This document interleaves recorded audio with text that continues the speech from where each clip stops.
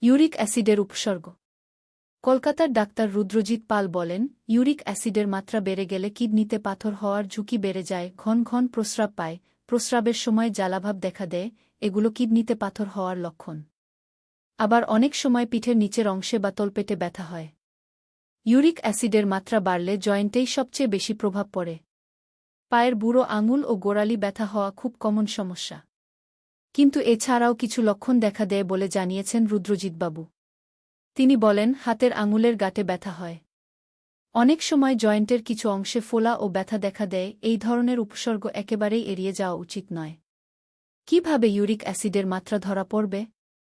রক্তে ইউরিক অ্যাসিডের মাত্রা বেড়েছে কিনা তা যাচাই করার জন্য রক্ত পরীক্ষা করতেই হবে। ডা. পাল জানিয়েছেন, সিরাম ইউরিক অ্যাসিড টেস্টের মাধ্যমে ইউরিক অ্যাসিডের মাত্রা ধরা পড়ে।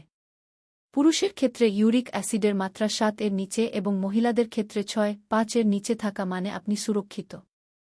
রক্ত পরীক্ষার পাশাপাশি জয়েন্টের আল্ট্রাসোনোগ্রাফি বা এক্স-রে করালে সহজেই রোগ ধরা পড়বে বলে জানিয়েছেন ডাক্তারবাবু। চিকিৎসা। কলকাতার ডাক্তার পাল জানিয়েছেন, ইউরিক অ্যাসিডের মাত্রা বাড়লে প্রাথমিক পর্যায়ে ওষুধ খেতেই হবে। এছাড়া লাইফস্টাইলের দিকে নজর দিতে হবে।